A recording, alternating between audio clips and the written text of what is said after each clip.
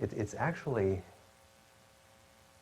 traditional to begin a meeting of a Sangha, especially when you're doing a service, and we're not doing a formal service, but we are of service in the world to dedicate the merit of what we're doing.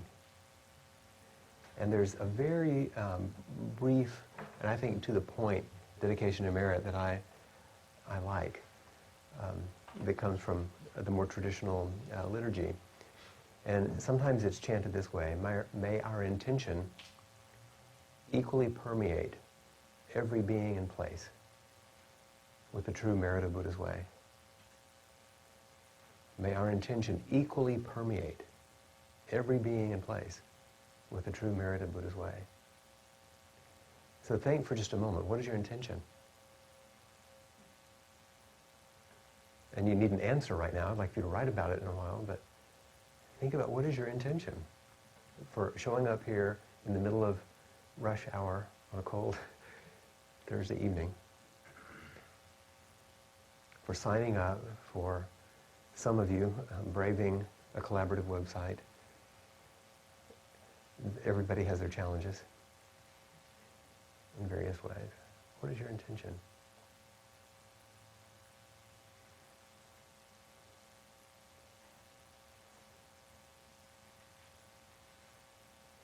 May our intention equally permeate every being and every place with the true merit of Buddha's way. So what's the merit of Buddha's way? Another question will be investigating. What does that mean to you? And how are these linked? Our intention and Buddha's way. That's the path. And that's what we're going to be investigating. So I'm going to back up just for a moment, now that I've kind of laid out that deepest intention. But maybe we should learn this together. Can you remember it? Okay, those of you that know it, some of you already know it. Let's say it together, and those of you that don't worry about it, you'll get it. Let's do a little bit of formality. May our intention equally permeate every being and place with the true merit of Buddha's way. May our intention equally permeate every being and place with the true merit of Buddha's way. True Buddhist fashion. May our intention equally permeate every being and place with the true merit of Buddha's way.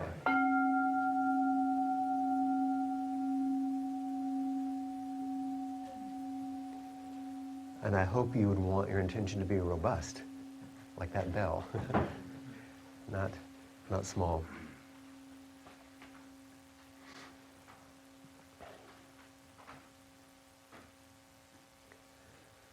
So I want to talk just for a moment about part of my intention, and then I'm going to talk with Peg's help about the larger intention, and then we'll talk about the particular stepping stone along the path for tonight.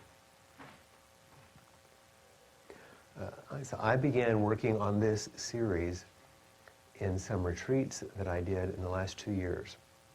And then in the last year, I began writing what I hoped would be a book that I could give people when they first came to practice. Because, a lot of you, you come in and you say, is there something I can read? Or is there some little guide or something that will let me know what this is about or what direction to go? And there are many, many good books on Zen, and there are a lot of good teachings on Buddhism. And there are of a couple of types. And you know this because you're the kind of people that read the books, right? If we got all the books on Buddhist practice and spiritual practice that all of you in this room have read, they wouldn't fit in this room, would they? I mean, I know Ashley's wouldn't, even just her. I told you I'd pick on you. But I'm right, aren't I? Yeah, okay. Because I'm one of them, I know. So you have the books on Buddhism and Buddhist history and Buddhist teaching, just general books, on what has Buddhism been all this time. And you have particular books by particular teachers on something they've studied in depth. You have all the translations that Red Pine has done of sutras. You have particular scholars that have books in all these areas on Buddhism. And then you have an enormous number of books of various luminaries, teachers, like Pema Chodron, Jack Kornfield, people like that, and their various books they've done, which are really expressions of their teaching, which are incredible. We don't need more books, in a way, because there's plenty of those out there. Some Zen students, and I've been one at times, you become historians. You're really good at understanding the roots of Buddhism, how it moved into China, mixed with Taoism, how it moved into Japan, moved with Shinto and Confucian, all that, and it became Zen, and then moved into the United States and tried to be Japanese, falsely, and you can understand all that history. But what you end up doing, instead of transforming your life, you begin studying Buddhism. And you become an expert on Buddhism. But Buddhism is irrelevant. Not in general. It's not relevant to the transformation of your life. If you want to study, that's like saying that if you study the history of Christianity, you'd understand the teachings of Jesus.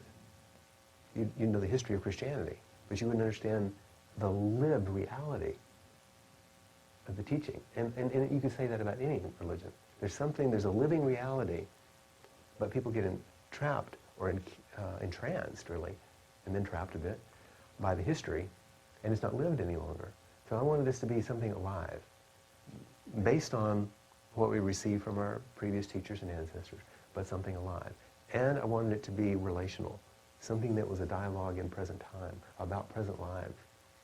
Not how can we map our lives onto the lives of Dogen, 13th century monasteries in Japan, which basically is taking rules that were set up to keep 13th century adolescent men in line.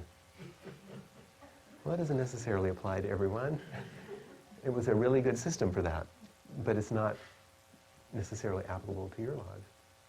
So how could we find a way that it was an expression now, and then we could discover it together? And if we're discovering how it unfolds together, then we're also making it alive in the moment, and that's, rather than a teaching from up here with a teacher, it's more like reaching out and taking someone's hand and saying, let's walk together. You want to do that? And they say that the teachings are passed from warm hand to warm hand. That's what is talked about in the transmission ceremonies, from teacher to student. But it's not just the transmission from teacher to the next teacher. It's actually, that's what connects the Sangha. So I think there's something to be said for including the voices that are not often heard, the voices of students. And not just the voices of students, but in dialogue and how things meet. If we follow Dogen's suggestion that the mind of awakening is intimacy with all things, and Hui Ning wrote the Platform Sutra, and there's actually no Buddha, there's only Buddha activity, then how are we going to see how that actually moves today? So you're helping. It also is an expression of something quite traditional that's talked about in our practice, which is usually termed way-seeking mind. What is this mind that seeks the way? And what is the way that this mind and heart seeks? It's another kind of interesting koan, isn't it, to sit with?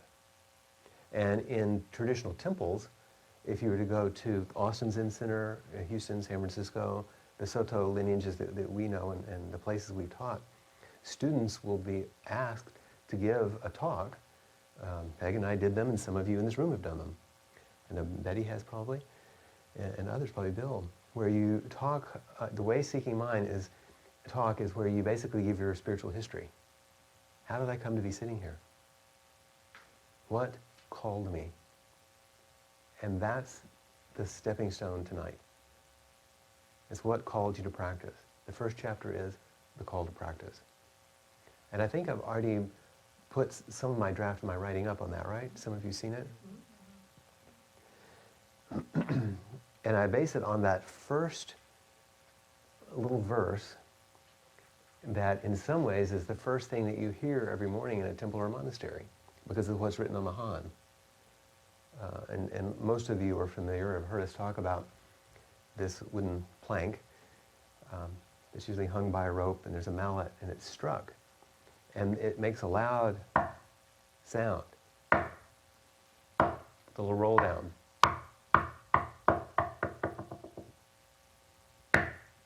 And it's that sound that we replicate every morning with the clappers, but it doesn't disturb the neighbors. But when you're in a big monastery, you want to disturb everyone because it gets them up. There's a bell, but that's what actually calls you. And there's a certain sequence in which those strikes are done. What I just did was the first roll down. At the end of that last one, and I go, boom. That says you have how many more minutes at that point? Well, usually the whole thing is 15 minutes, and so it goes 7 minutes, first roll down, 5 more minutes, second roll down. You better be in your seat then, because those last 3 minutes is when the priest comes in. Now that's formal. Even when I just say that, notice what happens in your body. They're like, oh, like this is real stuff. But what's on the Han, when it's struck, it's right on the face of it. It's usually, there's an inscription, so when it's hit, it's as if this message is sent out without loud sound every single time. And this past weekend, as Peg mentioned, we were at the San Francisco Zen Center at the Lay Zen Teachers Association meetings.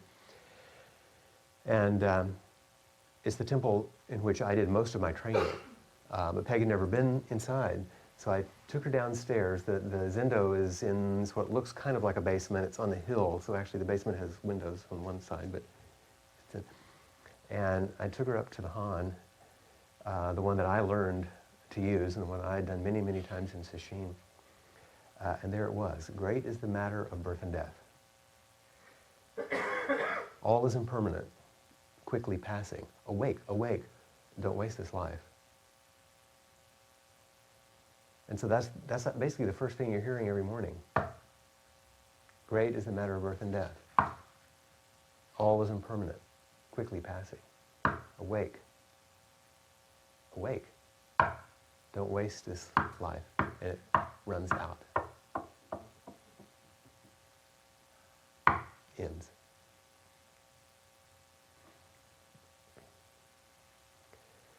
So the primary question tonight is to talk about, and for you to begin to reflect on, what brought you to this path? What called you? What made you, and some of you that have read the story that I use in the beginning of the chapter, you hear the painfully difficult and silly way in which, in some ways, I decided I would embark on the path. But it's the way I've always done everything, thinking it wouldn't be too difficult and I would know what I was doing and I could always manage it no matter what, because I was always successful at things that were sort of achievement-oriented and competency-based. I was good at that. I just didn't realize Zen was not about either of those things. But what do you bring to the path? You. And every habit, and then you get to see them. And I got to see mine the first day that I showed up in a Zen temple at Green Gulch Farm, which is a beautiful, beautiful temple. And the temperature that it is outside right now is about what it was in the Zendo, because there's no heat. And it's in a valley that goes down to Mira Beach in Marin County, and it's cold all the time. And I thought it was going to be this fantastic day, finally in a beautiful Zen temple with a Zen teacher, and I would finally sit in a great place, and it was hideous. You know, how many of you, the first time you sat a full day sitting, went, now why did I think this is a good idea?